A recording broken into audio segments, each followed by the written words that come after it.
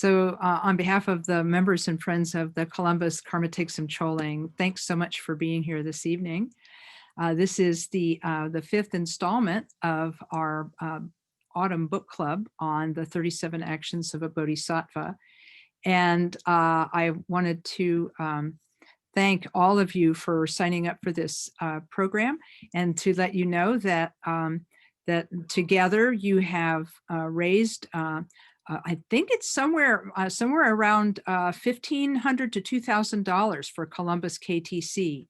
So thanks to all of you for your donations, which go, except for a small fee to Eventbrite to conduct the events for us. It pretty much all goes to the rebuilding project at Columbus KTC. So thank you. And then we're continuing our study this week of the 37 practices of a Bodhisattva. And as I mentioned in our last go round, we got up to about verse 18. I think that's what, is that what you said, Bill? We were up to 18. Thank you.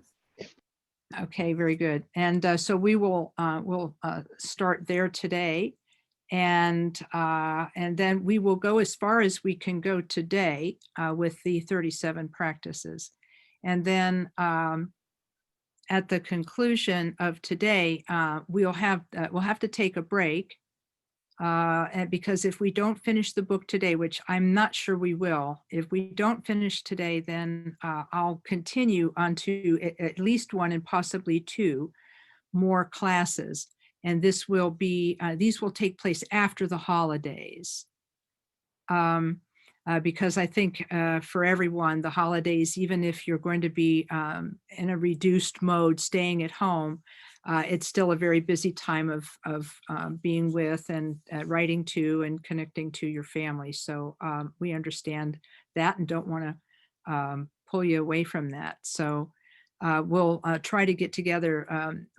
It will either be the first 2 Wednesdays in January, or it'll be the second and third Wednesday in January if we have to run over, which I'm kind of thinking it is. Okay, good. One of the things I want to mention is, I don't want to get too far off track, but I was able to send out some of the 37 practices booklets to people this past week. I still have not sent books to Therona, Patricia, Helder, Lonnie, Boone, and Christine. So I'm sorry that you guys, I haven't gotten your books to you yet. But I just joined stamps.com. So, hey, so now I can send letters without having to go to the post office. So this is one of the perks of having married a letter carrier. My husband carried mail for virtually 30 years. He was like a few months short of 30 years. And he told me, he says, well, you don't have to go to the post office if you do stamps.com. And I'm like, walking advertisement, my wonderful husband. So in any case, I will get those packages out. And if you have not received a copy of the booklet, that you can send me an email, and I will put my email address in chat. And then I do have enough for everyone. I found my stash, so we're all good.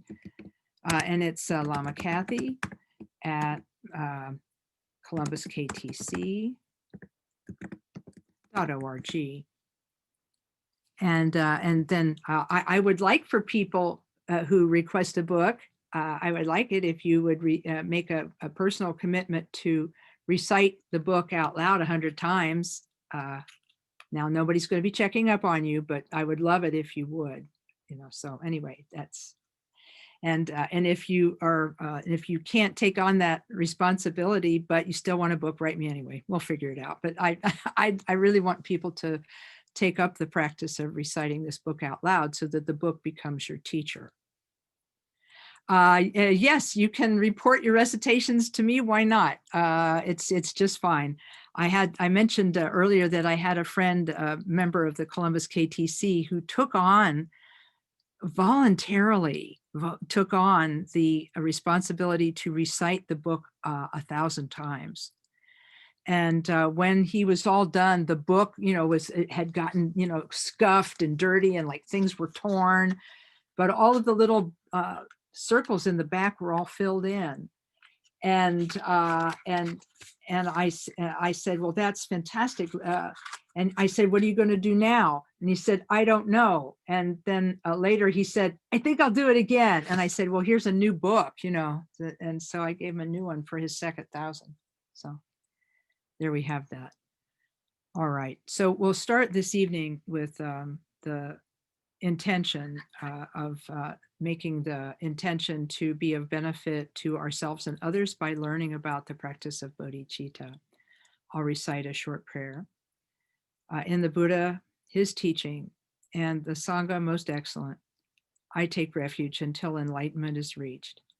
Through the merit of generosity and other good deeds, I take refuge for the benefit of all sentient beings. May all beings be happy and have the causes of happiness. May they be free from suffering and the causes of suffering. May they have that great happiness, which is free from suffering. May they dwell in great equanimity, free from attachment and aversion to those near and far. Okay, thank you. So I'm going to see if I can do screen sharing. We might be lucky, and then we can look at the book and see where we are. Oops.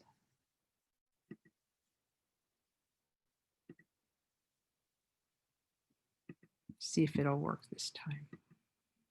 Yes, there we go.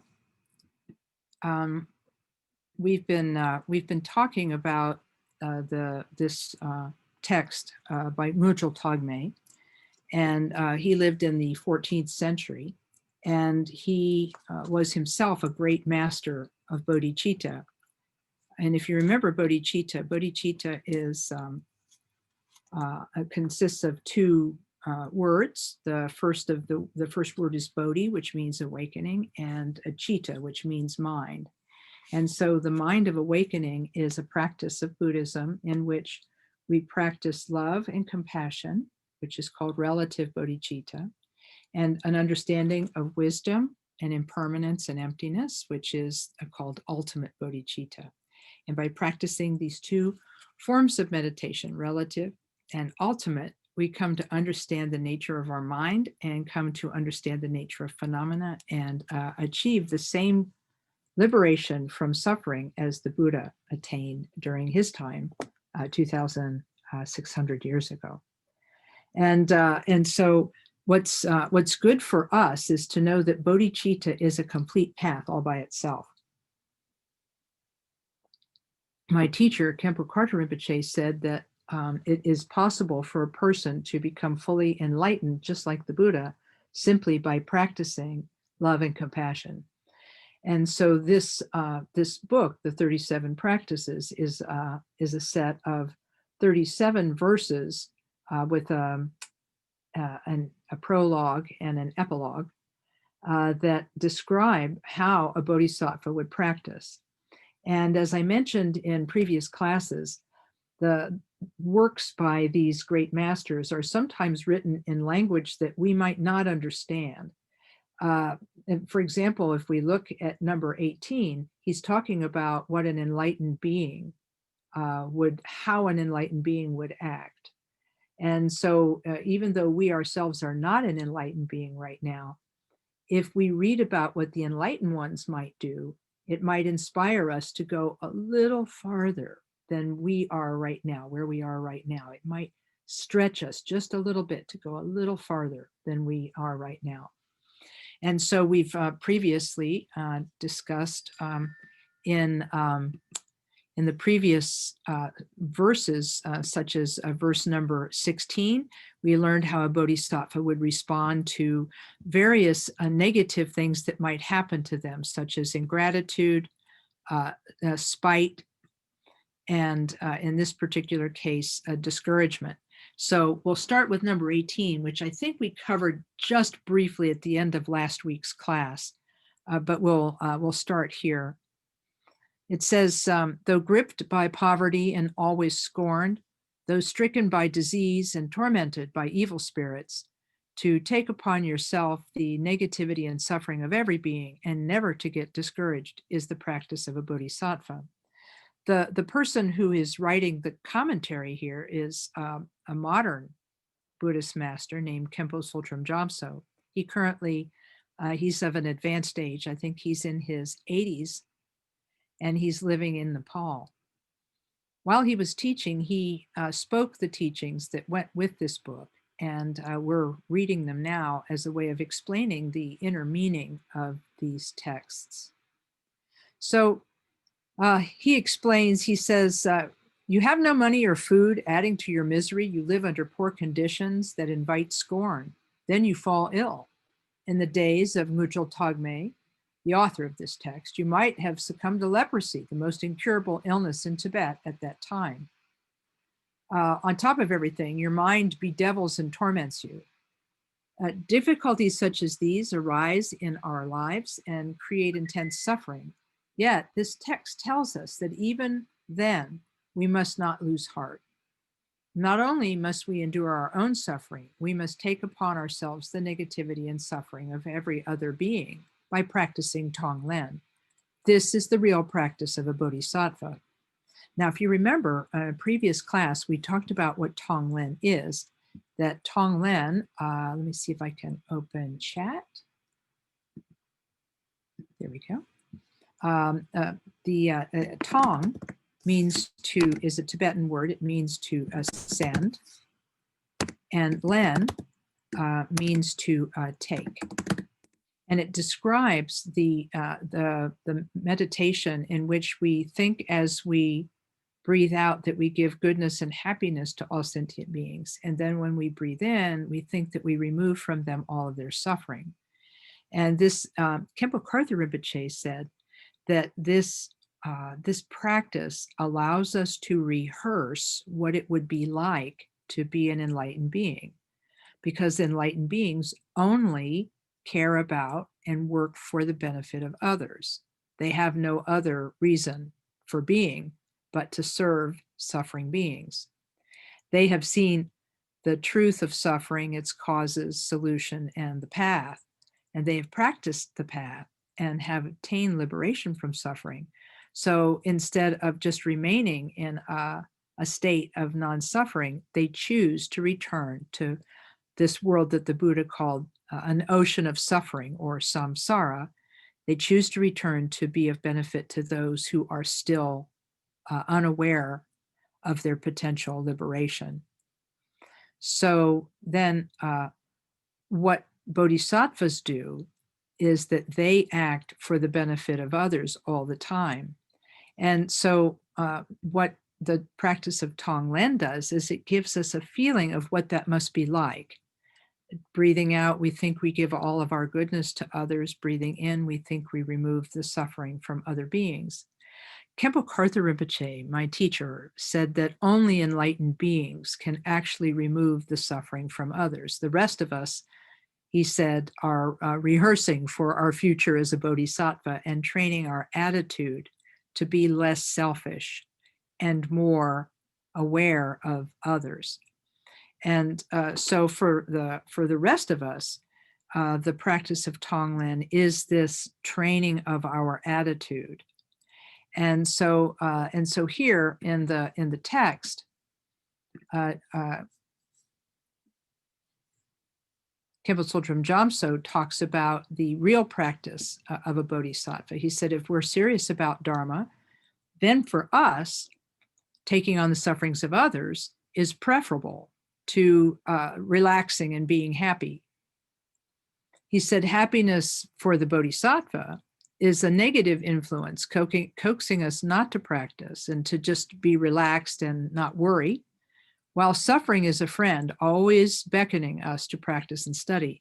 In fact, recently I was talking to a friend who said that that when they had an illness recently, it was a wake-up call to them that they had not been spending enough time practicing, and that when they started practicing, they started feeling better, actually, even though they still had their illness, that they actually felt more encouraged. So there's that. In any case, oops, I'm sorry. I went away from the book there for a moment. Okay. And then he tells the story of the nun, Gelangma Palmo, who had lost her limbs due to leprosy. And what motivated her to intensely practice the Chenrezig practice, the Bodhisattva of compassion.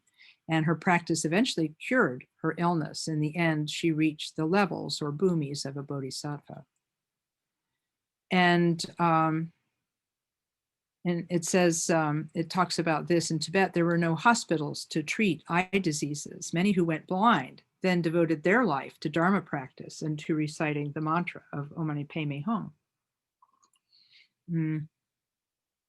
There are many stories of people regaining their sight from having practiced intensely. In this case, disease was a helper that pushed them onto the path of Dharma. He said in Tibet, when people became old, they stayed at home and recited the Om Mani Padme Hum compassion mantra all day long. Their recitation was actually very beneficial, for through doing it, they forgot all their suffering. Also, their children didn't think, oh, these old people just sit around doing nothing. They appreciated their parents' Dharma practice. Though adult children had to work, their elders could spend their time reciting Om Mani Padme Hum, inspiring the entire family and creating a positive atmosphere in the house. By teaching us how to transform all situations into suffering, we develop mental courage. And this was something we talked about during the meditation marathon at Columbus KTC when we gave nightly talks. One of them was about courage, and the courage that arises from our ability to use the Dharma on our own minds and to help change our own minds. Then he says, the Kagyu lineage provides examples of many whose great suffering or unfavorable circumstances turned their minds to the Dharma. Gampopa, one of the founders of the Kagyu lineage, renounced samsara, turned to Dharma and became a great master or siddha because of all the deep sorrow in his life. He had been married and had a son and a daughter. First, his daughter died, then his son died, then his daughter, and then his wife. Because he lost his entire family, Gampopa developed such unshakable renunciation for samsara suffering that he vowed to devote the rest of his life to Dharma. And he subsequently became Milarepa's closest and best disciple and was able to benefit countless sentient beings. Called Dakpo Rinpoche after the name of his homeland, he founded the Dakpo Kagyu lineage, one of the 4 great and 8 lesser vehicles of the Kagyu tradition. But then he talks about the alternative. On the other hand, there have always been those who have practiced Dharma even without having experienced unhappiness and unfavorable circumstance. This is a sign that they have already been practitioners in previous lives and do not need negative situations to nudge them onto the path. They manifest a natural inclination to renounce samsara. As he mentioned earlier, Ngulchu Thogme was already a great practitioner at an early age. The yoginis, Machik Labdrung and Yeshid Sojao, also were very advanced even from their youth. Even as children, these were compassionate, committed Dharma practitioners, so they didn't require bad circumstances. I think that what this verse is encouraging us to do is to try not to get discouraged. It's very easy for us to get discouraged when things go wrong, because if you're like me, you begin to worry. One bad thing goes wrong, then we start to worry a little bit. A second bad thing goes wrong, and then we start to worry a little more. And then a third bad thing happens, and we begin to see a trend, and we get even more discouraged. And so what we need to do is we need to interrupt the flow of worry and find a way to cut the continuity of worry and anxiety, and doing Dharma practice can be a way to do that. So what I'm going to stop the screen sharing for just a moment and see if anybody has questions. You can ask questions in the chat. I see we have a question already, And I also think I'm seeing an email from a lost child. So it looks like we may have a member of our class that can't get in tonight. Okay, I think they're okay. All right, shoo-wee. Okay, I thought I had a lost child. We're good. So if anybody has questions, I see one. So we'll start with Maureen's question. Oh, I see. It's Donna's question. Hi, Donna. It says, would like to know the difference between the Mahayana and the Vajrayana path. Okay, and then Justin is asking, how does the Dakpo Kagyu lineage relate to the Karma Kagyu lineage? The Dakpo Kagyu is actually, it's one of the 4 elder lineages. There, and you're going to catch me out because I haven't memorized the family tree of the 4 elder lineages and the 8 younger lineages that are referred to in the Mahamudra lineage supplication. So the Dakpo Kagyu is one of the 4 greater, and I believe the Karma Kagyu is another one of the 4 greater. But how they relate to each other, I'm going to have to defer that to the scholars and make sure that I have it right, because the Dakpo Kagyu and the Karma Kagyu could actually be the same lineage. So I'm going to have to look that up and get back to you to make sure I'm telling it to you true. So I'll have to look it up in the history. But it is one of the 4 of the 4 eldest lineages in the Kagyu tradition. But we'll have to look up which one it is. So thanks for asking. I'm sorry I can't answer. So here's something that I think I can help with, the difference between the Mahayana and the Vajrayana path. Let's start with an understanding of what the word yana means. Yana means path. And so the Buddha, while he was alive, and we talked about this a little bit way back in the first class, and I think I kind of messed it up a little bit when I was talking about the 3 turnings of the wheel of Dharma. So I'm going to try to explain it a different way that I'm a little better at explaining. So the Buddha taught on 3 different levels, and and at 3 different times in his career. He started by teaching what's called the Hinayana. See, now the Buddha didn't give a lecture and said, hey, today I'm teaching Hinayana. And then he didn't give another lecture saying, today I'm teaching the Mahayana. These designations were given by scholars after the death of the Buddha, as they began to study and systematize his teachings. They began to see a trend. In his earliest teachings, he taught the Hinayana, which Hinayana is the Hina means like smaller. And so Hina means smaller. And what it refers to is it's sometimes also called the path of individual liberation. Sometimes it's called the path of individual liberation. It mainly consists of the taking of refuge in the Buddha, the taking of precepts for behavior, because it helps to have precepts that put a fence around our outer behavior. So in the Hinayana, we would take refuge in the Buddha, Dharma, and Sangha, and we might take the precepts, not to kill, not to steal, not to lie, not to commit sexual misconduct, and not to take intoxicants. Those are voluntary vows. And you can see that what's happening is that it's called the smaller path, or the path of liberation of oneself alone. I like to compare it to that old automobile, the Italian Isetta automobile that could only fit one person inside it. It was a door. It was a little egg-shaped car that had a single door that opened, and then the door had the steering wheel on the other side of it. You closed the hatch, then you were in this little car that only you could fit in.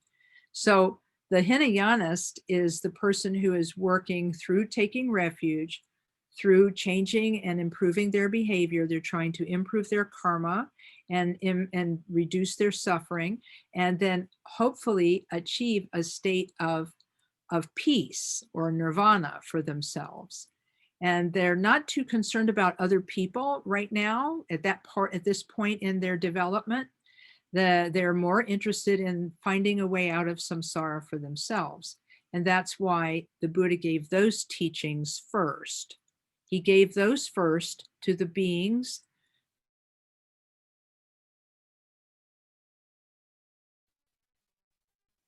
to benefit. And so that was what he taught first. But second, he taught the Mahayana. And Maha means a larger. And I compare, if the Hinayana is only interested in a person is only interested in their own liberation, the Mahayanist is like the bus driver. They have the big bus and they want everybody to get on the bus with them, and they're all going to go to enlightenment together. And so it's not that the practice is different in any way, except that the intention is broader. The intention includes all sentient beings. The Mahayanist makes the promise, I will become enlightened for the benefit of all sentient beings. And then this consists also, the path is also of refuge. You can also take precepts in the Mahayana, but you can also take the Bodhisattva vow, in which a person promises to practice the bodhicitta, which is what we're studying now. And they also promise to practice the 6 perfect virtues, which will be discussed later in this book. The 6 perfect virtues are generosity, ethics, patience, diligence. Oops. Let's see. Generosity, ethics, patience, diligence. Oh yeah, meditation and wisdom. And so by practicing these 6 perfect virtues, they attempt to become enlightened for the benefit of all sentient beings. And they train their intention to be toward others. And so their practice is very similar to the Hinayana, except that they add to it the practice of the Bodhisattva vow, where they say, I myself will not become an enlightened being until I have guided all sentient beings to awakening, as opposed to the Hinayana practitioner who says, I would like to be enlightened for my own benefit as quickly as possible. And so I asked Khenpo Karthar Rinpoche about this one time. I said, it seems like the Bodhisattva is deferring their enlightenment. Can they do that?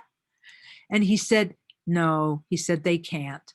He said their motivation is so pure and their practice is so pure. He said, helplessly, they attain enlightenment anyway, but they do remain in samsara to help other beings. And so this is what differentiates the Hinayana path from the Mahayana path. It's broader and the intention is more open. Now, these are the 2 main practices, and they really have to do with motivation. Think about our own motivation. When you started practicing Dharma, I'll tell you what my motivation was when I started practicing Dharma. My motivation was to help myself. I really honestly was not interested in other people's liberation. I was interested in feeling better myself, and that's why I started practicing meditation. But after I practiced for a while, I became aware that there were other beings in the practice space with me, and they were also suffering. And the birth of empathy occurred, and then I wanted to practice the Bodhisattva path. Still haven't gotten very far down the Bodhisattva path, but I'm trying my best. And this is why the Mahayana path is sometimes called a path of training, because we are training to become a Bodhisattva in the future. And then lastly, the Vajrayana is sometimes called, Vajra means indestructible.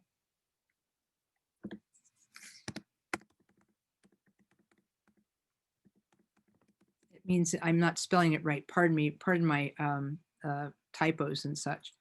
And it has to do the indestructible vehicle, and it has to do with the fact that in the Hinayana and the Mahayana, we are working with the idea that we have Buddha nature within us, but we have to figure out where it is.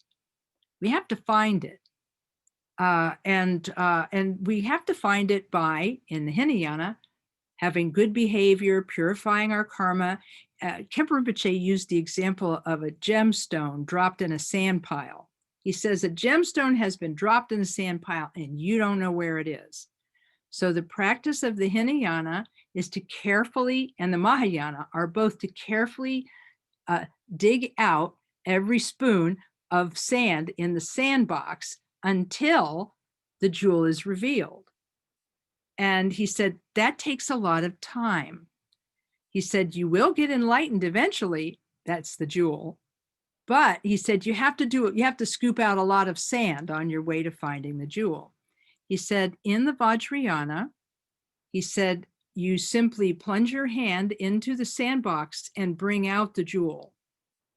Now you might say, how is that possible? I don't even know where to look. And Khenpo Rinpoche said, that's why you need a teacher.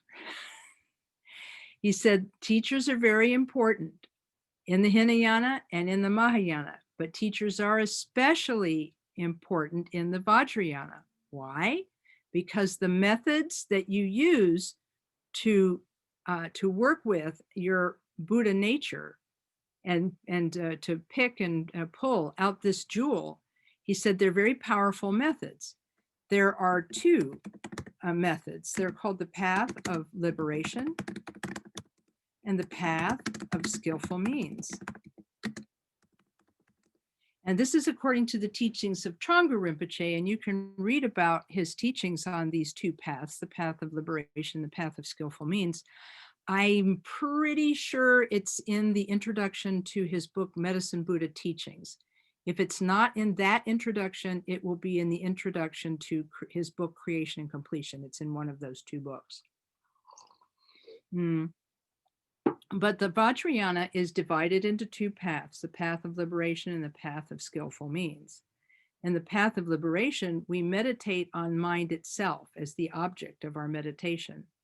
And we use methods such as the Mahamudra meditation. Maha means great and mudra means seal, like the seal on a document. We meditate deeply on the nature of mind itself and discover our Buddha nature from within the mind. That's the path of liberation. But the path of skillful means is the path of such things as mantra practice, where we visualize a Buddha or Bodhisattva and make offerings to the Buddhas and Bodhisattvas and imagine that they give us blessings that remove all of our obstacles and obscurations and allow us to manifest our own Buddha nature in the form of visualizing that we are a Buddha or Bodhisattva. That's the principle behind practices such as Chenrezig, Tara, Medicine Buddha, Manjushri, and other of these practices of mantra, is by relating to ourselves as being a Buddha in the making, by visualizing our body as being made of light and being empty inside. We meditate on the nature of mind in a symbolic fashion. This was what His Holiness the Dalai Lama said when he visited our home monastery at KTD in 2006. He said, when we visualize ourselves as a Buddha or Bodhisattva, he said, we're looking at our body as being not made of flesh and blood, but being made of light. And he said that's symbolic meditation on the nature of mind, which is said to be empty luminosity. And he said, if you were to tell a person, oh, meditate on your mind as emptiness and luminosity, he said, they might look at you like they had no idea what you mean. But he said, if you ask them to do the symbolic meditation where they visualize themselves as the Bodhisattva of compassion, Chenrezig, for example, they could do that. And he said, and in that way, they can relate to their Buddha nature in a symbolic way. So that's that's a little bit about the practices of the Vajrayana. So the Vajrayana practices help us to discover our Buddha nature more rapidly and more quickly. That is why a teacher is necessary to show us where to look to pull out that jewel of our Buddha nature. That's why we go to teachers and ask for their teachings on the path of skillful means and the path of liberation. Someone is asking the question, and Vajrasattva too, as in Nundro. Vajrasattva in Nundro, the Mahamudra Nundro practice is special. It's not exactly the same as a Yidam practice, but it's more of a form of guru yoga where your guru is visualized as a Buddha. You yourself do not become Vajrasattva in the Nundro practice, but you rely on Vajrasattva, you pray to Vajrasattva, and you visualize that Vajrasattva purifies you, but you don't visualize that you become Vajrasattva, you just receive his blessing. So it's not entirely the same as the mantra practice. It's a little bit of a hybrid. And then the question is, where does Lojong fit in? And thank you for asking that question, Sally. And where Lojong fits in is it fits into those 6 perfect virtues: patience, generosity, ethics, diligence, meditation, and wisdom. We need a lot of bodhicitta. We need a lot. Lojong is training the mind in love and compassion. And if we practice love and compassion, it's really easy to be patient. It's if we practice love and compassion and do our Lojong, our mind training practice, it'll be very easy to practice patience if we practice love and compassion. It'd be very easy to be generous if we practice love and compassion. And so the practice of love and compassion that we learn in Lojong helps us to practice those 6 virtues. I hope that was helpful. Was that helpful, Sally? Okay, thank you. I appreciate that. Okay, does anybody have any other questions? Before we move on, you can use the button to unmute yourself and ask your question.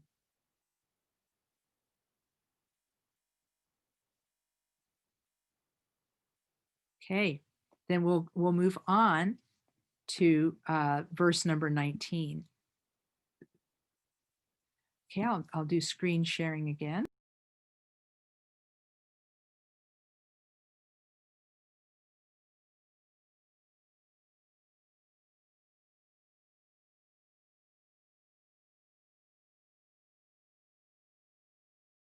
Myself, woohoo, that was fun. So number 19, counteracting arrogance. I know that the 37 practices, have you guys been noticing that every time you read the book, as you read through it, like different verses jump out at you at different times? I often think that the verses jump out at me that I need to hear. So I'm a little scared about this one. Let's see what it says. Though famous and prominent, someone to whom others bow. Oh, no, that's not, I don't have that problem.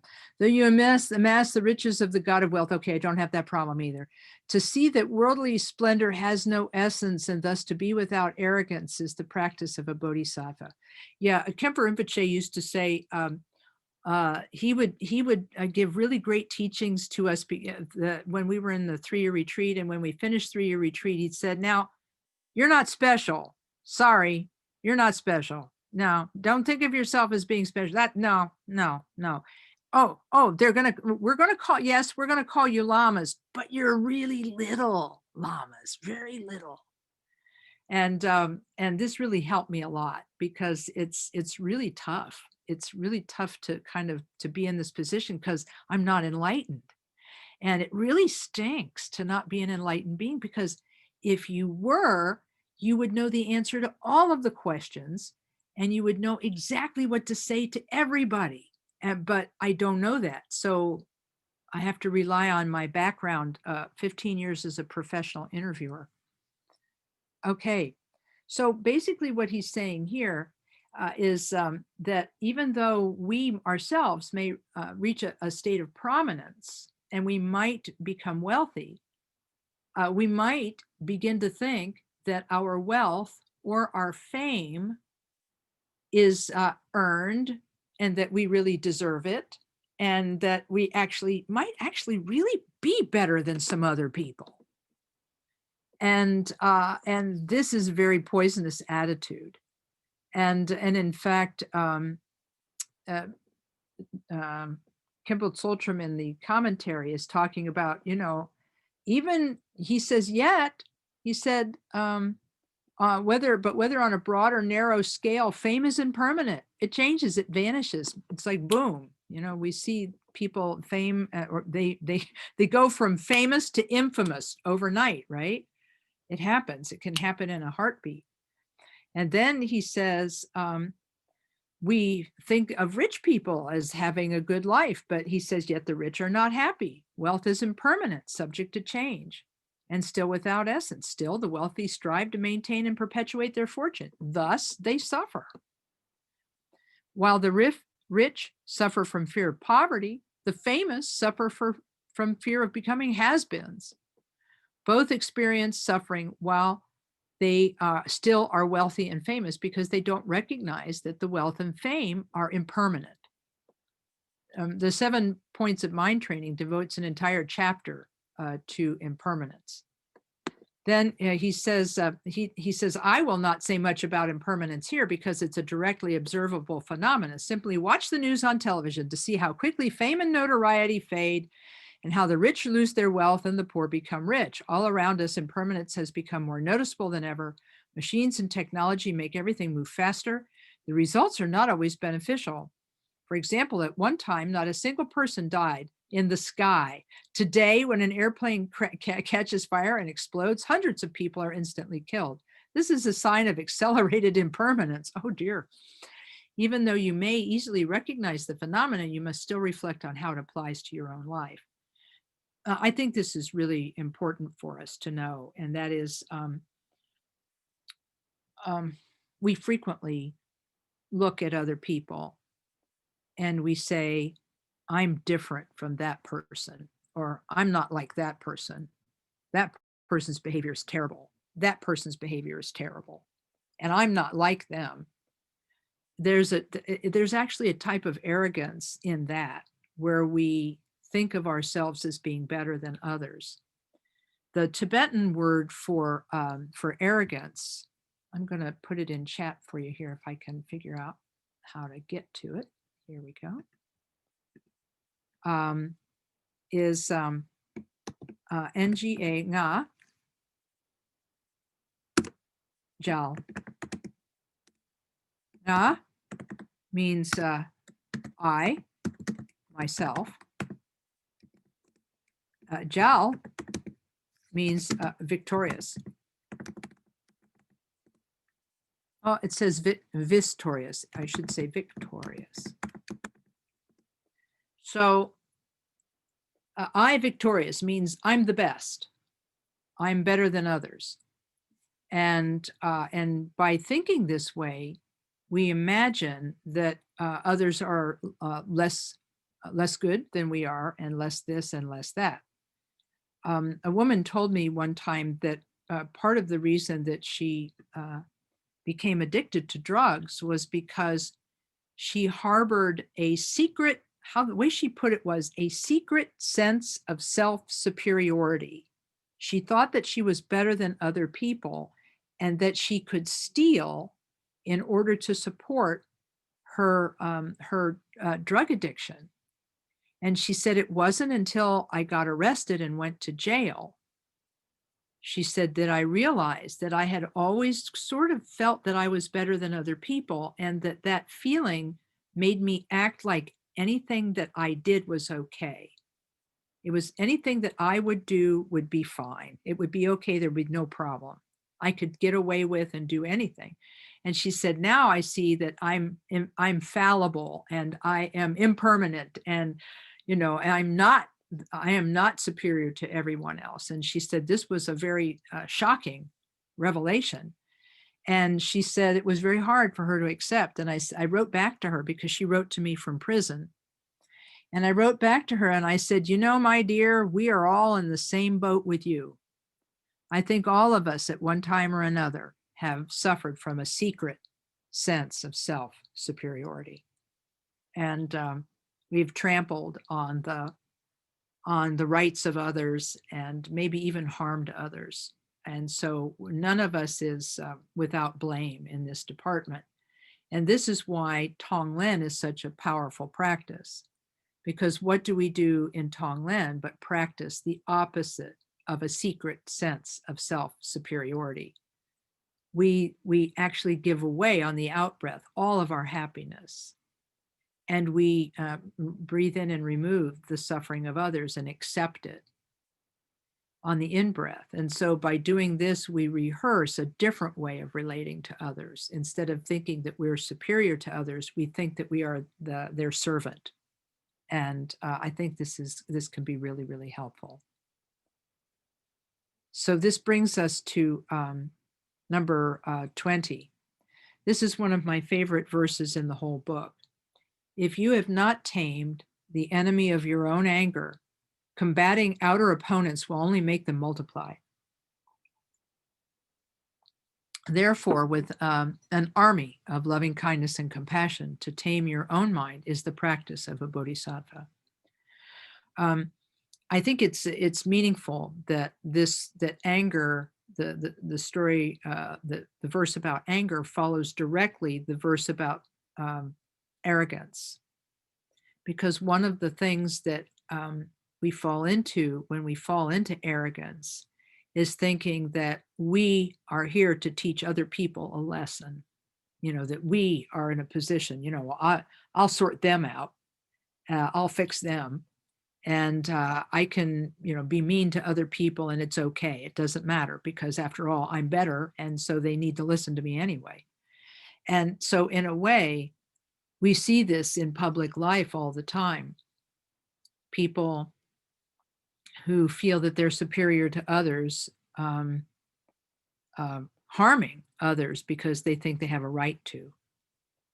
But as we see, if we have not tamed the enemy of our own anger, the more anger we apply to others, the worse it gets, because then we begin to have people come after us. And then halfway through this first paragraph, he says, so what are we to do? The only solution is to tame our anger, tame our mind stream through the practice of bodhicitta. Armed with the attitude of loving kindness and compassion, we naturally no longer have any external enemies, because the great teacher, the Buddha, the Bhagavan, had tamed his mind stream. He prevailed against the Maras who tried to distract him as he sat meditating beneath the Bodhi tree in Bodh Gaya. The Buddha was armed with the forces of the samadhi of loving kindness, and the Maras could not harm him. The great yogi Milarepa tamed the enemy of ego clinging with the force of wisdom that realizes selflessness. And he conquered the enemy of anger with the army of bodhicitta. Because he defeated his inner foes of ego clinging and anger, he became so skillful that even his bitterest enemies eventually became his disciples. So the lives of great masters show us how this can be done. Anybody who knew Khenpo Karthar Rinpoche, for example, always remarked about his endless patience. He was endlessly patient with everyone. And he was kind and loving to everyone. And yet, when he was younger, he admitted that he was good at holding a grudge. And he said he really had to work hard to subdue his anger in situations. And then after that, he became this most kind and loving person. We could never imagine him being angry with someone. And yet he said, I was really good at holding a grudge. You could bet on it. And so it's really kind of interesting. I'm going to look at chat again and see if anybody has questions. I see there's something here. Oh, okay. Yeah, somebody has to take off, go to another Zoom. Okay, take care. Yeah, that was sweet. Thank you for saying hi. Does anybody have any questions about this these verses about anger and so on? You can unmute or you can type in a question. Either one.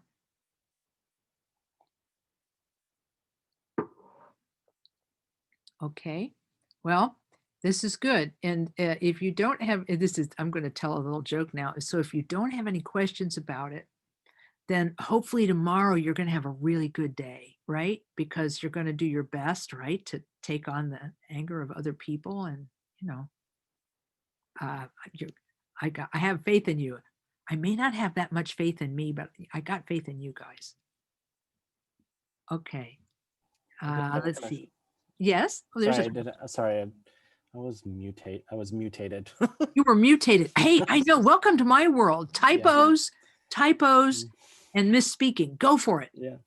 So does the sense pleasures also relate to sensations or like feelings you get when you when you meditate, right? You get attached to certain aspects of meditation. Does that fall within the realm here or not? Well, let's read this one. Hey, I'll tell you what. While you're on the microphone, go ahead and read the verse 21, would you please? Just read out loud. So sense pleasures are like salt water. The more you partake of them, the more your craving will increase. Therefore, when something arouses attachment, to abandon it immediately is the practice of a bodhisattva. So your question is advancing us into the next verse. And so he's saying here,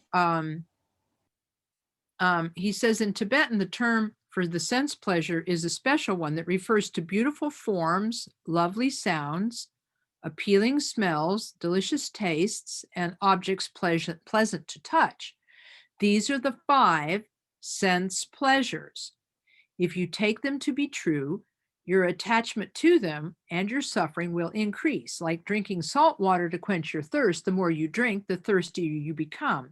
In the same way, it is necessary to abandon immediately whatever arouses attachment. That is the practice of a bodhisattva. So you have to understand that the 5 sense pleasures are not the same as as what we would call the well-being, the feeling of well-being that we experience when we practice meditation, because otherwise we would have to get as far away from meditation as possible if it were one of these 5 sense pleasures, because then our attachment to it would be damaging to us. But the fact of the matter is that Khenpo Rinpoche actually told me one time, he said, we need to be attached to Dharma. We need to be attached to our practice right now because we're not strong enough to do without it. We need it in order to navigate samsara. We need the Dharma to help us navigate and to protect us from samsara's suffering. So he said, it's not a good idea to think of your practice as being like, so I'm sorry, he didn't say this, but I will say that it is not necessary for you to think that your feelings of happiness and meditation are a sense pleasure that you need to abandon. I wouldn't do that. It is important to gradually decrease your attachment to meditation experiences. That's also taught. But we don't need to abandon them in the same way we need to run away from sense pleasures. Let's use an example. I've told this story many times, so you can check out if you've heard it already. It's the story of the guy who asked me if Buddhists hated life's enjoyments. He just basically said, gosh, you Buddhists, you're a bunch of killjoys. What are you trying to do? Tell me I have to hate my life?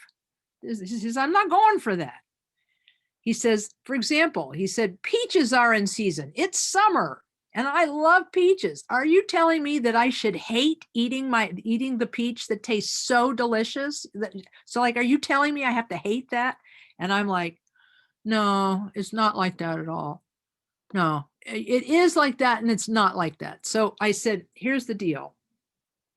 I said, if you perceive that this enjoyment that you have from eating this peach is real, then you're going to want more peaches. The craving, as you enjoy the peach mindlessly, yum, yum, yum, then you are actually like creating a bond with that feeling, and you're creating a bond with that peach. So now the peach has power over you. And so that's why this verse is written this way. Those of you who remember, he says here, sense pleasures are like salt water. The more you partake, the more your craving will increase. Now you can substitute any sense pleasure for peaches. Think of anything, and so like sometimes it gets so bad that you want the peach. When you're not with the peach, you think about the peach, you dream about the peach, and like you can't wait to be with it again, whatever you are saying, peaches, anyhow, but you get the idea. And so you're creating this circle of craving for this experience, and this is really harmful. And it's the only thing I can do is quote William Blake. That's all I can do. Let me do that briefly so that I can get it out of my system. He who binds himself to a joy doth the winged life destroy. He who kisses the joy as it flies lives in eternity's sunrise. That's William Blake. I don't know that he was a Buddhist, but I think what he's trying to say here is that the reason that Lojong works, remember what we do in Lojong? In Lojong, we imagine that we give our happiness away to all beings. So a Lojong practitioner, while eating the peach, would not mindlessly just enjoy the peach and bind themselves to it with their enjoyment, mindless enjoyment. They would say, oh, this peach is so delicious. May all beings have delicious food.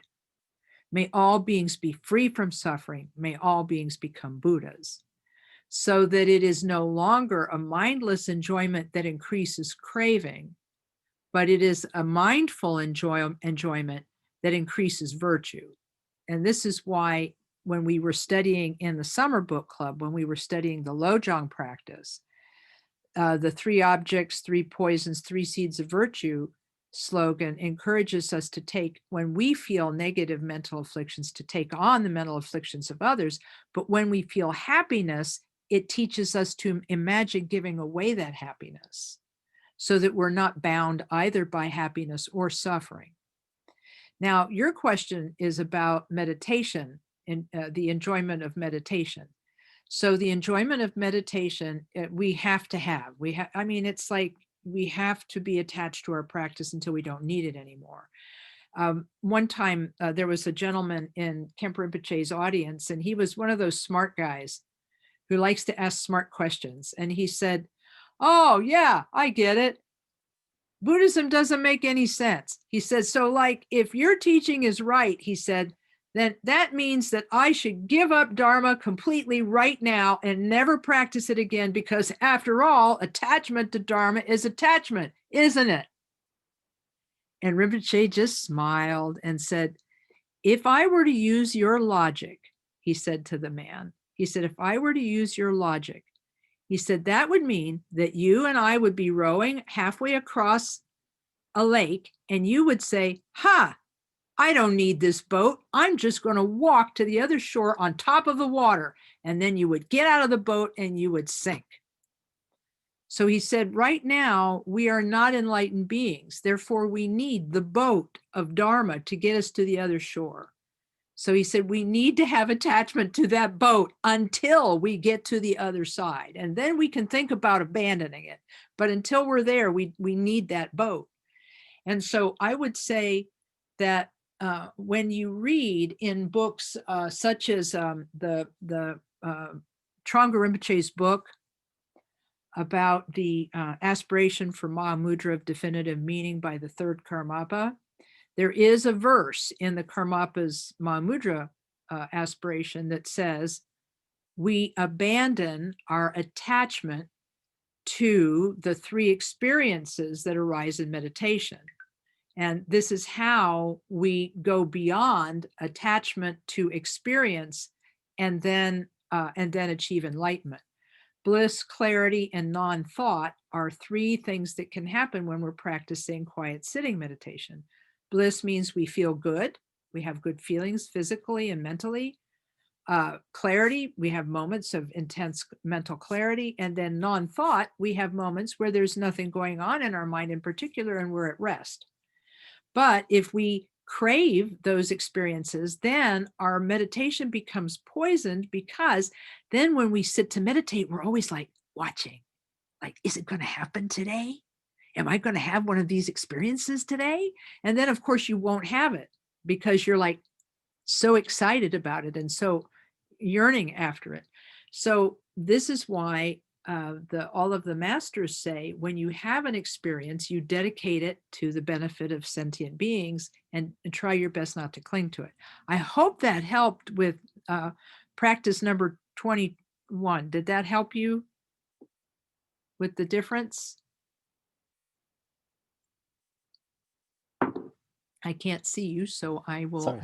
Yes, I just put it in. Yeah, that was very good. simple Yeah, question, amazing answer, great teaching. Thank you so much. Okay, yay. Well, you know what I always say, there is no such thing as a silly question. That's I firmly believe this. There's no such thing as a silly question, because every question is asking us to help. It's like, okay, well, let's see what happened above here, because I think Sue's message, I found Kempo as my teacher as a surprise. I'll tell you the story sometime. Was not looking for him. Oh, yeah, I know. He's like that, right? Yeah. We may not ask that question. Should we ask that question today? Should we find that answer that question today? Okay. Can you tell the story quickly?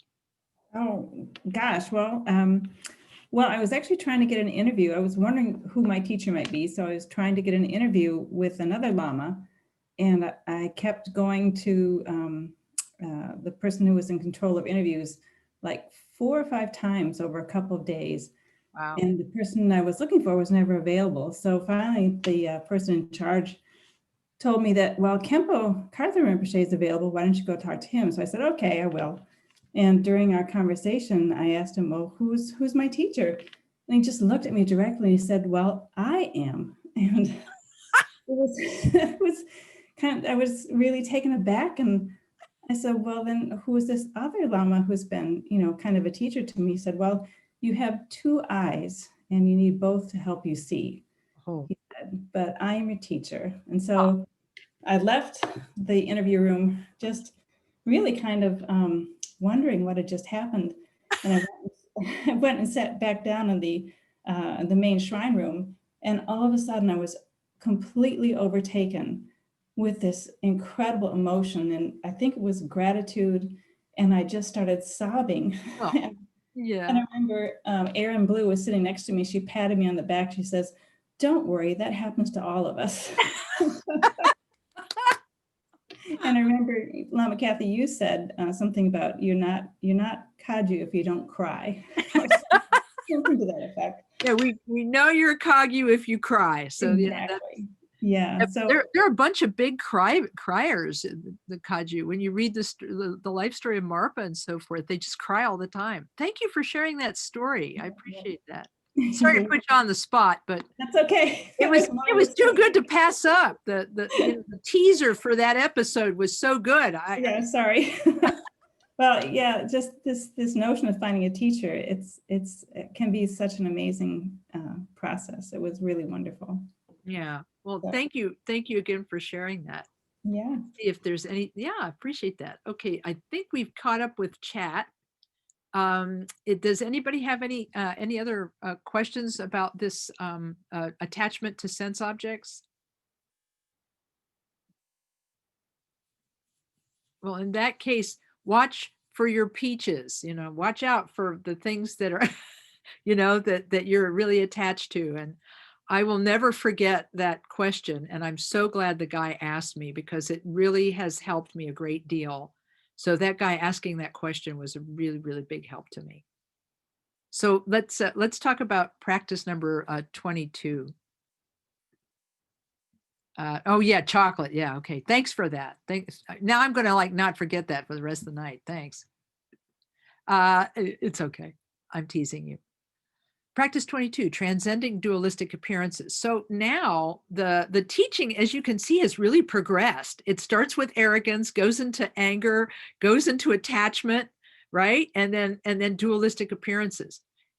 Hint, these are the three mental poisons: attachment, aversion, and ignorance. Just, hint, little clue, you're going to see subtitles here. So previously we've talked about aversion and attachment. So guess what's left? Ignorance or bewilderment. Practice number 22. Let's see. So Nancy, I know you just made a comment. Nancy, are you okay to read? Can you read this for me out loud? Are you able to unmute and do that? We're gonna have Yeah, I can do that. I want to have a guest reader tonight. Go for it. Okay, the practice 22, correct? Mm-hmm. Okay, all appearances are your own mind, and mind itself primordially transcends all mental fabrications. Knowing this is the precise nature of reality. To remain free from dualistic conceptions is a practice of a bodhisattva. Thanks, Nancy. You're welcome. Yeah, I appreciate that. Yeah, and yeah, I may actually start doing this, so watch out. I may say somebody whose name begins with, and then we'll have somebody pop up and be a guest reader. I think that I think I'm going to go ahead and just read. Khenpo Tsultrim is a great scholar, and so he's going to talk about theoretical Buddhism for a minute. The first line, all appearances are your own mind, accords with the mind-only school known as the Chittamatrans. The second line that says, mind itself primordially transcends all mental fabrications, accords with the second Rongtong Madhyamaka school, namely the Prasangika. Some of you may have studied the view and meditation of these philosophical schools, not us. But if not, thank heaven. Now is not the time or place for an in-depth examination. Whew. Okay, briefly, he says, dualistic appearances refers to the perceived object and the perceiver. The perceived object is an outer perceived object, and the perceiver is the inner perceiving mind. The outer perceived object is merely one's own mind, a confused or delusive appearance arising from habitual tendencies. It is just like a dream in which objects seem to arise, yet nothing that appears has any true existence. Now, he says, if the outer perceived object is just like a dream, then what can we say about the inner perceiving mind? The text says that the mind itself, that is, the true nature of the mind, transcends all mental fabrications and has done so since beginningless time, meaning before you came to class today, your mind was empty luminosity. During class, your mind is empty luminosity. And when class is over, your mind will still be empty luminosity. But during the class and during your life, lots of things will appear to your mind. But none of those things that appear in your mind are, in your mind, real. And so some people say that life is like a dream. Some people say that life is a dream, but it is our experience. We have an experience of life. We have an experience of outer perceived objects. I do remember that Khenpo Karthar Rinpoche told us once that it's not a good idea to contemplate these things while you are driving. He said you shouldn't think about the lack of perceiver and reality and things like that while you are driving. He says it's very important that you stay safe. So even great masters say that we have to be careful and obey relative truth. Relative truth is the truth of how things appear. And ultimate truth is the truth of how things really are. And so there are 2 or 3 different schools of thought that talk about whether the external things are real or not real.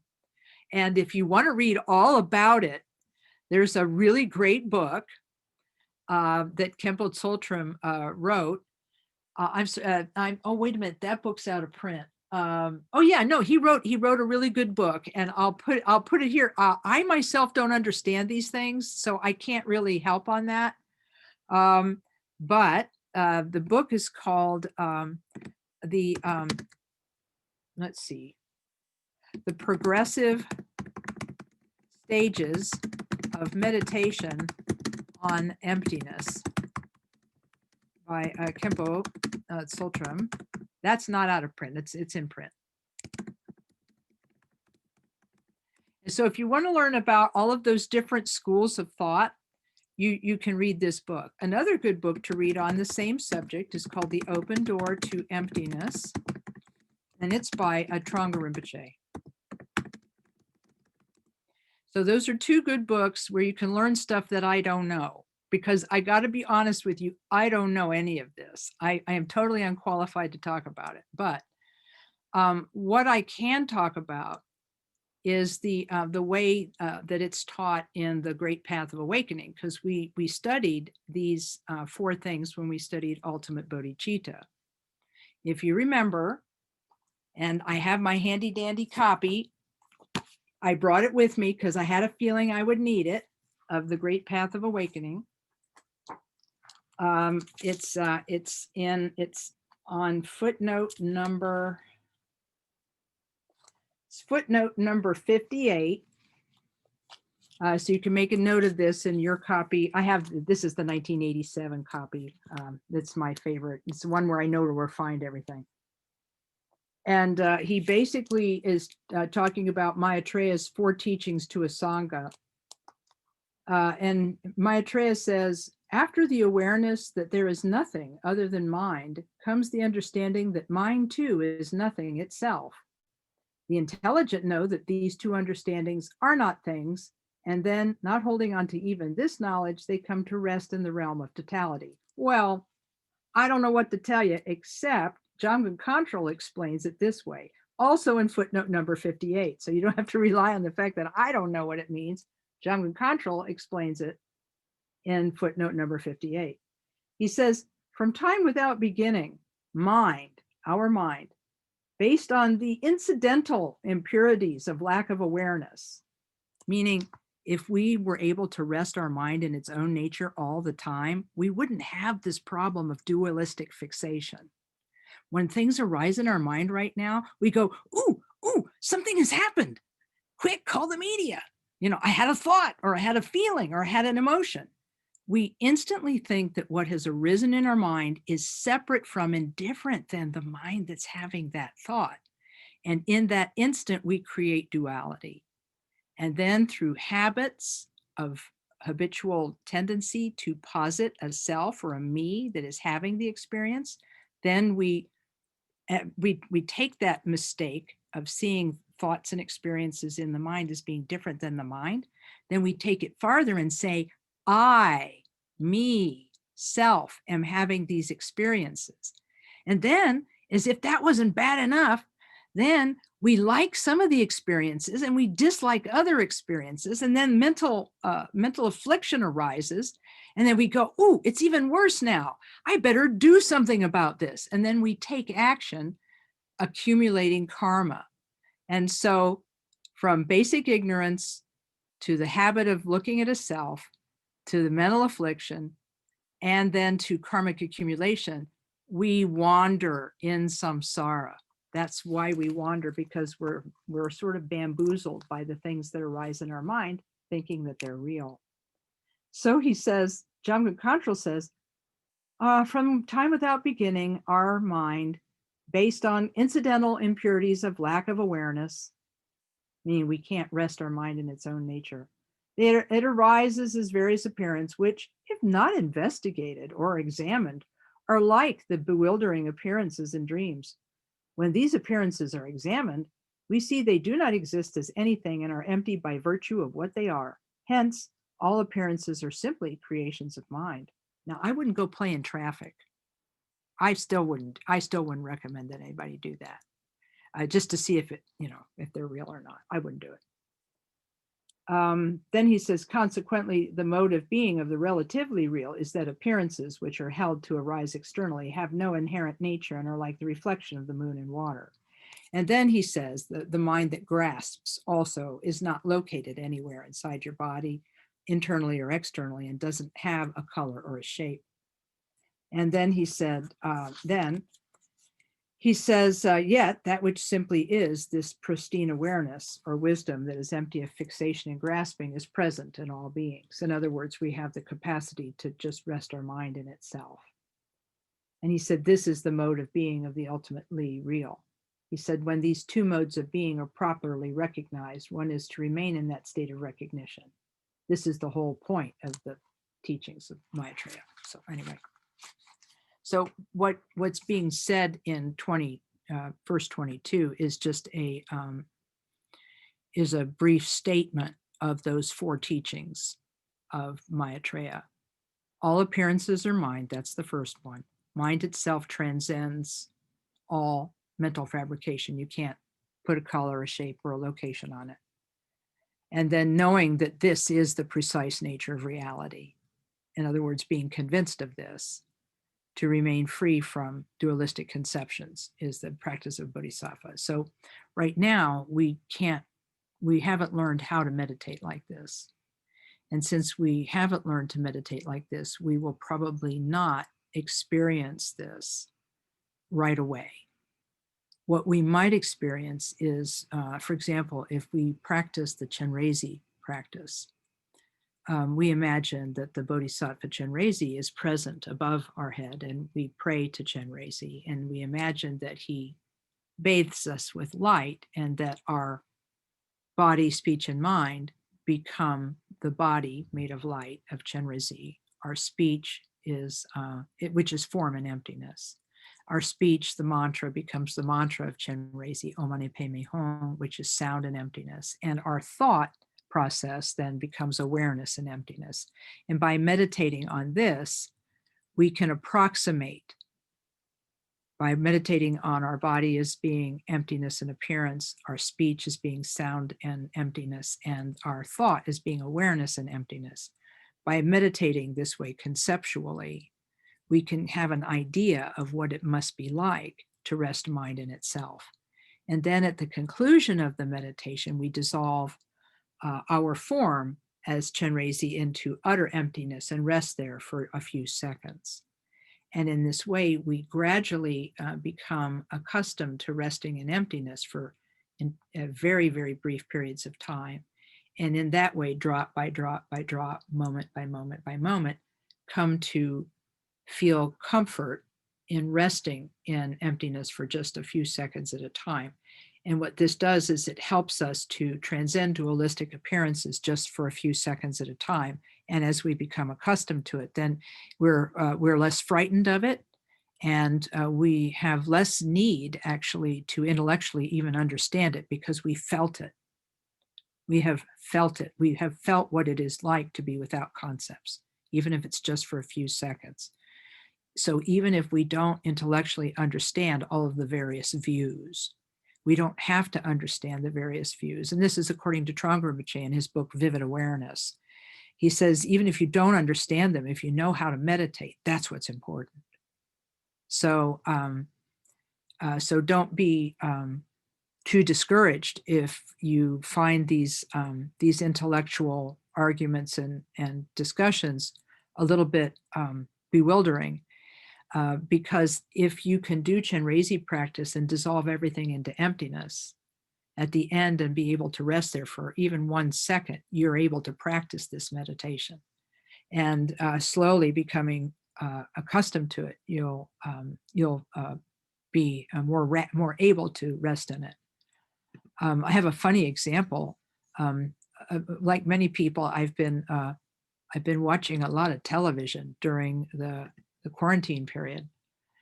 And I have been watching a television program, a set of documentaries called Becoming You. It's on Apple TV Plus, and it's about the first 2,000 days of a child's life. And it's about mental, emotional, physical development. And one of the things they talk about is proprioception, which is like, I didn't even know that word existed until I had to look it up because the presenter used it. And it's the feeling that you get when you ride a bicycle. You know, you've got the training wheels on and the training wheels, and you don't really know what you're doing. You're trying to hold the handlebar so you don't fall off, and your body is trying to learn how to hold itself up so that it's perfectly balanced and you can move forward while remaining upright. Your body actually figures it out by itself and through the proprioceptors, which are parts of your neuromuscular network. And instantly you know what it feels like to ride the bike. You know exactly what to do. Your body knows what to do. And it's like that when you meditate on emptiness in this way, the proper way, when you do the dissolution at the end of Chenrezig, you get this moment of, yeah, okay, that's how it is. And so gradually, bit by bit, you know what it is. And that way, even if you don't understand what a proprioceptor is, you can still ride a bike. So even if you don't know the precise definition of emptiness, you can still experience it. So anyhow, that's my 25 cents of explanation there. Here's a person. Thank you for your question.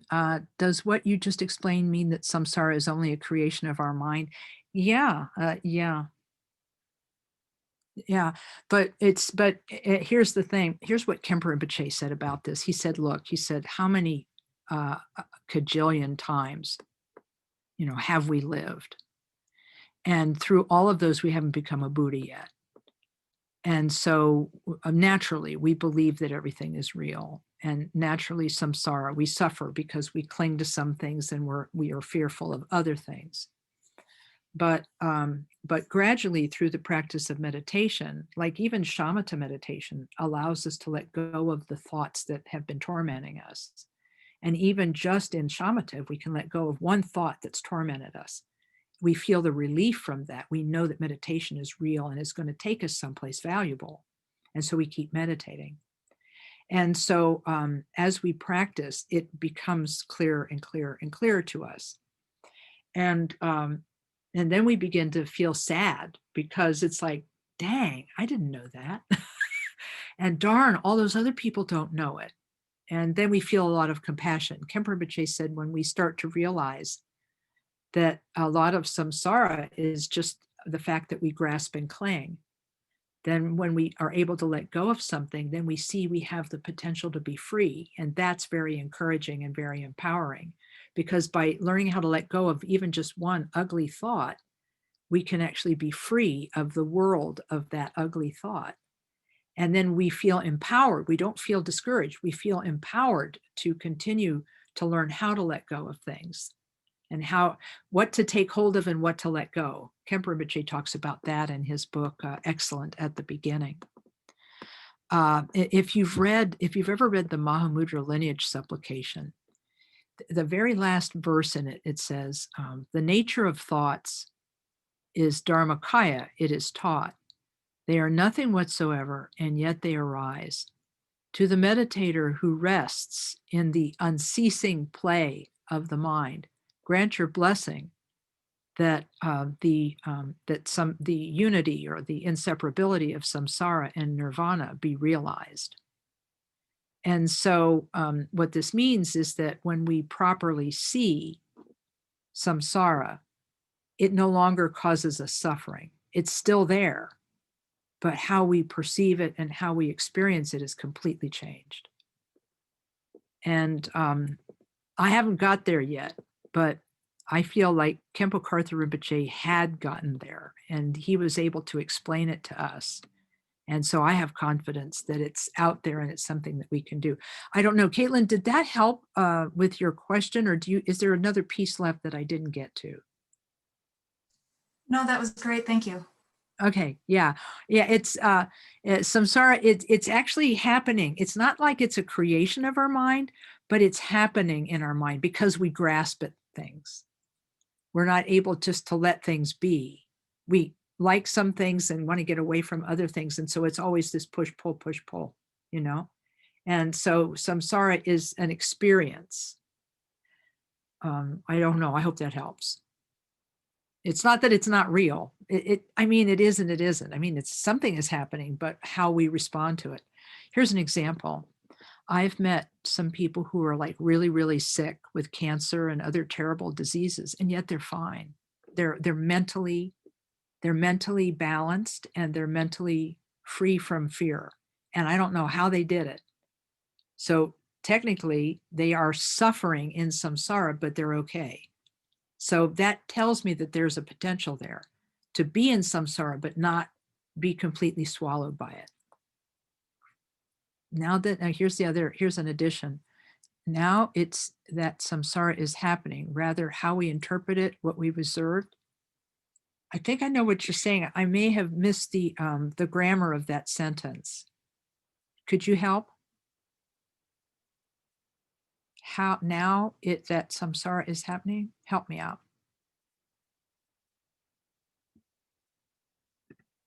Because I think I know where you're going, but I can't quite get the meaning of what you mean in that sentence.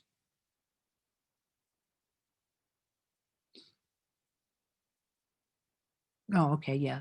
Oh gosh, it's 8:30. Okay, yeah, we have to stop. Okay. Okay, that's okay. Oh, I see. Okay, not rather. Okay, not that. Oh yeah, not that it's samsara is happening, rather how we interpret it. Well, yeah, I think that the things that are happening are just the things that are happening, and it's how we respond to it. Yes, that does make sense. In Trungpa Rinpoche's book, Vivid Awareness, let me see if I can type it in. It's a little bit of an advanced book, but he explains this very well in there. It's one of the best books on this topic I've ever read. And he said that when a person learns how to meditate and so forth, then they could actually experience suffering completely different way. He says the pain, for example, would still be there, but the way you think about it, that sort of extra added layer of suffering on top of it, grasping at the pain and so forth, that's relinquished and that makes it better. Sally, I think you're right. They actually are in samsara, but they're not experiencing it as that particular aspect of samsara as suffering. So it has to do with the grasping onto the illness as being what it appears to be. I may not be explaining this well.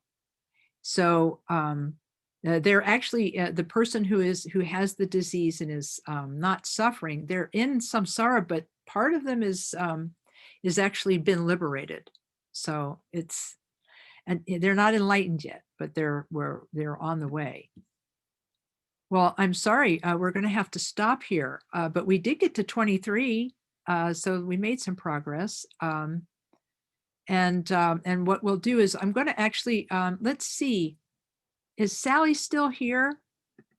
Could you read this verse 23 so we could say that we started it? Oops, I'm sorry, I stopped the screen share.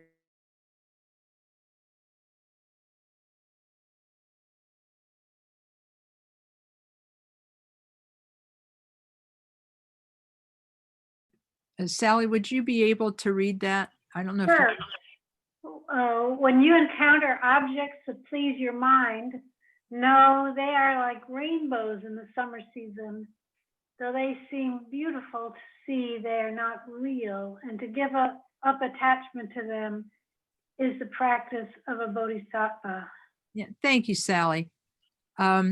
So this is where we will start in our next class. We've read it now, and we have a sense of what's going on in this part of it. And I'm really happy that you guys were able to be there. And to be with us for this part of it. We'll start, somebody help me remember. Hey, Bill, help me remember when we start. It looks to me like, I think it's probably going to be most practical for us to start, let's see what January looks like. We will probably start on Wednesday, the 6th, and do the 6th and the 13th to finish the book. So you can make a note of Wednesday, January 6th and Wednesday, January 13th, and I will create additional dates in this same Eventbrite listing, and then you'll see those, and then you can sign up for those. I can't make it free. I don't think I can change the tickets. I'll try and just make them free. But anyhow, if you want to put $1 in, you can throw $1 in. And if you have trouble signing up, you know, let me know and I'll sign you up. But in the meantime, I can't tell you how much fun this has been to read your questions and to talk with you about these things, because this book has meant a lot to me, just like Great Path of Awakening. Even though I don't fully understand all of the deep philosophical aspects of it, I really appreciate you going on the journey with me as we learn from this book. And I'll encourage you to read it, continue to read it out loud whenever you get a chance, and think about it. And I see, by the way, I want to make a shout out to Therona. Hey, Therona, your stuff is still coming. I haven't mailed it yet, but it's coming. I just want you to know. You weren't on the call earlier. Okay, yeah, thanks. But anyway, just wanted to let you know that I'm thinking about all of you, and I'm hoping all of you stay safe, because it's tough times out here, and we don't have too far to go to wait for the next act here, so that hopefully that we'll all be able to have more safety in the coming year. So let's dedicate the goodness of this session to all sentient beings, making the aspiration that all beings everywhere are free from suffering, come to happiness, and then to Buddhahood. I'll recite the short prayer in English. Through this merit, may all achieve the omniscience of Buddhahood. May it defeat our common enemy, wrongdoing. From the stormy waves of birth, old age, sickness, and death, from the ocean of samsara, may we free all beings. May we free all beings. May we free all beings. Okay, thanks everyone. Feel free to unmute and say hi. Thank you, Lama Kathy. Good night. Stay safe. Be well. Yeah. Y'all take care now. Good night. Guys. Thank you, Lama Kathy. Lama Kathy. Yeah, thank you. Thank you. Recording will be up tomorrow, so you can see the recording. We'll have that up for you. Thank you. Yeah, Bye. thanks. Everybody stay safe. Yeah, I know. We're Be staying well. here, so Yes. Everyone. we're good. Hi, Kim. Hey, it's like woohoo. Yeah. right, Thank you, everybody. everyone. Thank you. No, it's you going to be Jennifer. It's going to be January 6th, because I'm gonna let you go till after Christmas, because there's so much going on and people travel and you know, that kind of stuff. Even those of us who are staying indoors, we got a lot going on. So take good care of yourself. All right. It's great to see you. It's like, yeah. All right. Bye now. Bye. Okay. Bye-bye. Om Mani Padme Hum. See you, Kathy.